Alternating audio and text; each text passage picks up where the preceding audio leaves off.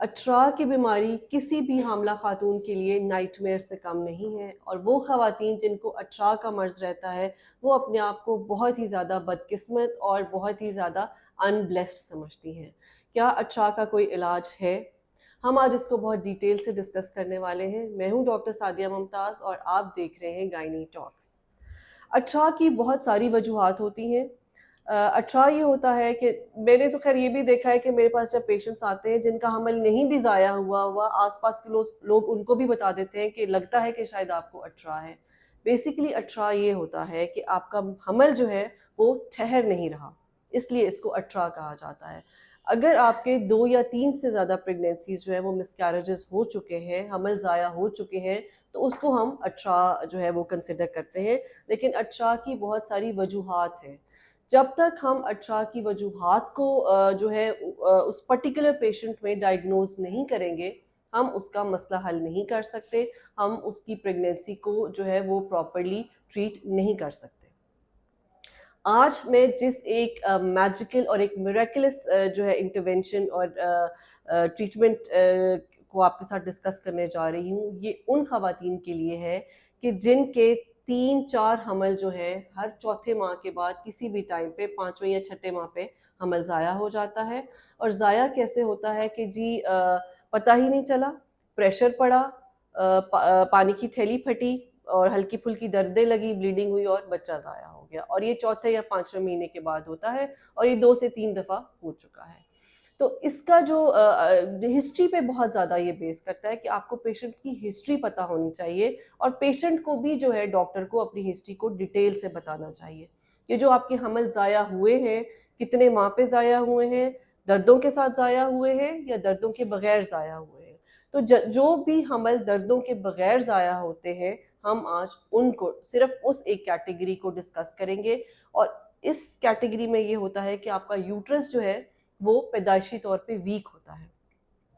जैसे ही बच्चा ग्रोथ करने लगता है, चौथे माह में जाता है, 5वें माह में जाता है, बच्चे का पानी बढ़ने लगता है, प्लेसेंटा बढ़ता है, वेट बढ़ने लगता है, तो जो यूट्रस है वो उस वज़न को बर्दाश्त नहीं करता और वो प्रेशर के साथ सर्विक्स जो है खुल जाती है।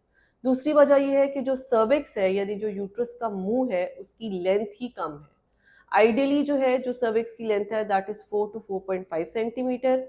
हमल में ये 4 सेंटीमीटर होती है और उसके बाद आहिस्ता-आहिस्ता जो है थोड़ी शॉर्टन होती ज़रूर है, लेकिन 34-35 वीक्स तक जाके ये 3.5 सेंटीमीटर तक हो जाती है। लेकिन वो ख़वातीन जिनका यूट्रस वीक होता है, जिनके बच्चेदानी कमज़ोर होती है, जिनकी सर्विक्स इनकॉम्पिटेंट होती है यानी कि वो प्रेगनेंसी को होल्ड नहीं कर सकती, उसमें सर्विक्स जो है जैसे ही प्रेगनेंसी होती है आहिस्ता-आहिस्ता वो शॉर्टन होने लग जाती है। और इसको हम अल्ट्रासाउंड से भी मेजर कर सकते हैं। जिन पेशेंट्स में ये हिस्ट्री होती है, हम अल्ट्रासाउंड स्कैनिंग से उनकी मंथली सर्विक्स की लेंथ जो है उसको मेजर करते हैं। अब इसको हम ट्रीट कैसे करते हैं? इस तरह के जो प्रॉब्लम है, जो अठरा का मसला है, इसको हम ट्रीट कैसे करते हैं? हम आपके बच्चेदानी के मुँह पे चौथे माह में एक टाँका लगाते हैं, जिसको हम सर्वाइकल सर्कलाज या मैकडॉनल्ड स्टिच कहते हैं। जो बच्चेदानी है उसके मुँह पे चारों तरफ से लेकर उसको टाई कर दिया जाता है। जैसे आपने देखा होगा ये थैलियाँ होती हैं, ये निकाह की थैलियाँ होती हैं, उसको आपने अच्छी तरह से बंद होते हुए देखा है, आपको खोलनी पड़ती है उस थैली को। ज्वेलरी की जो थैलियाँ होती हैं, ये बिल्कुल इसी तरह से होता है कि जो बच्चेदानी का मुँह है उसको नीचे से बंद कर दिया जाता है। अब उसमें फिर क्या होता है, और ये हम आइडियली 4 मंथ्स पे करते हैं। अगर पहले से आपकी ये हिस्ट्री चल रही है तो 4th मंथ में हम ये स्टिच लगा देते हैं, ताकि हम आपके यूट्रस को एक एडेड ऑन सपोर्ट दे दें कि जैसे-जैसे जो है वो बच्चे की ग्रोथ होती है तो ऑलरेडी यूट्रस को हम क्लोज़ कर चुके हैं। जब आपको ये टाँका लगाया जाता है तो उसके 1 वीक तक तो हम आपको बेड रेस्ट देते हैं, आपको प्रोजेस्टेरॉन की डबल डोज़ दी जाती है, आपके सारे टेस्ट किए जाते हैं, आपको ये डिटेल से बताया जाता है कि आपने किसी किस्म का जो इन्फेक्शन है आपने नहीं होने देना।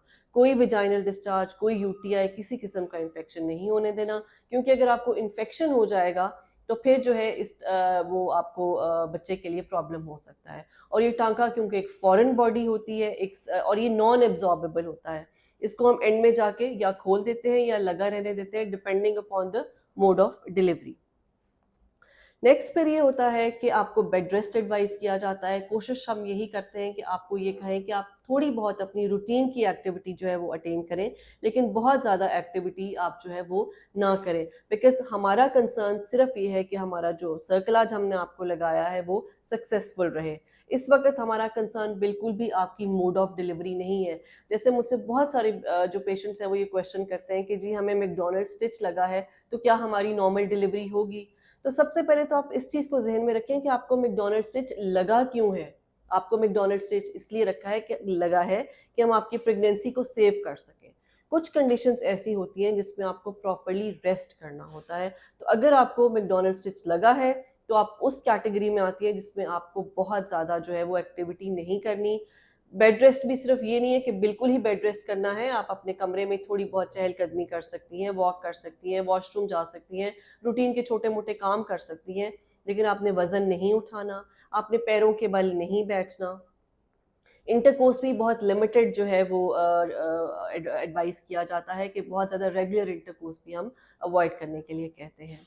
उसके बाद ये है कि 32 वीक्स 33 वीक्स पर जाकर जो है हम एक दफ़ा आपको बच्चे की लंग मेचोरिटी का टीका लगा देते हैं। तब तक आप भी और आपकी डॉक्टर भी काफ़ी हद तक सेटिस्फाइड हो जाती हैं कि मैकडॉनल्ड स्टिच हमारा जो है काफ़ी हद तक कामयाब हो चुका है।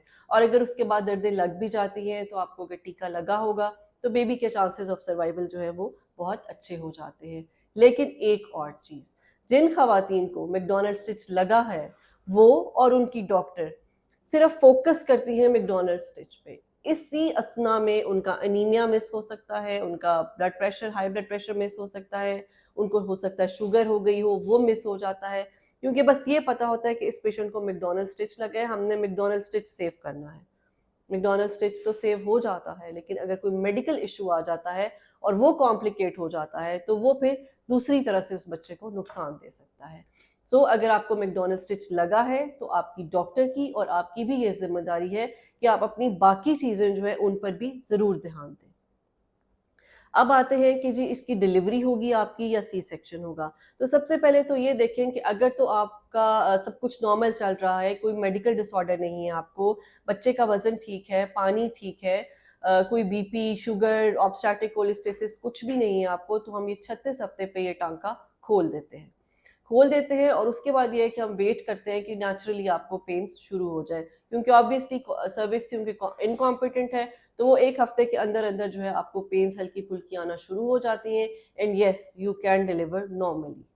लेकिन अगर आपको इस स्टिच के साथ कोई एडेड ऑन कोई मेडिकल डिसऑर्डर हो चुका है, डायबिटीज़, ब्लड प्रेशर, ऑब्स्टैटिक कोलेस्टेसिस, इस तरह का कोई प्रॉब्लम हो चुका है और ऑलरेडी आपके बच्चे ज़ाया हो चुके हैं 3, 4, 5 जितने भी, तो ये आपकी एक बहुत प्रेशियस प्रेगनेंसी है। तो just to get a normal delivery आप इस बच्चे को रिस्क पे ना डालें। अगर आपका जो है ये प्रेशियस प्रेगनेंसी है तो please take it up to 38 weeks. 38 weeks पे अपना आपका सी सेक्शन कर दिया जाए, हमें ये स्टिच भी निकालने की ज़रूरत नहीं है। अगर आपका सी सेक्शन होगा तो ये स्टिच अपनी जगह पर रहता है, ये स्टिच आपकी नेक्स्ट होने वाली प्रेगनेंसी को भी सेव रखता है, क्योंकि इसी के थ्रू आपकी ब्लीडिंग और वो सब कुछ हो सकते हैं, सिर्फ बच्चा नहीं निकल सकता, ब्लीडिंग आपकी स्टिच के थ्रू हो सकती है। बेसिकली आज हमने ये डिस्कस किया है कि आपकी अट्रा की रीज़न आपको पता होनी चाहिए। मैंने ये देखा है कि कई दफ़ा पेशेंट्स के मिस्ड मिसकैरेजेस होते हैं कि बच्चों के दिल की धड़कन बंद हो जाती है, लेकिन उनको भी जो है वो गलत बयानी करके उनको भी टाँका लगा दिया जाता है। इस वीडियो के बाद आपको इस चीज़ का नॉलेज हो चुका है कि कौन सी वो खवातीन है जिसको मैकडॉनल्ड स्टिच लगना चाहिए और मैकडॉनल्ड स्टिच की आपने क्या एहतियात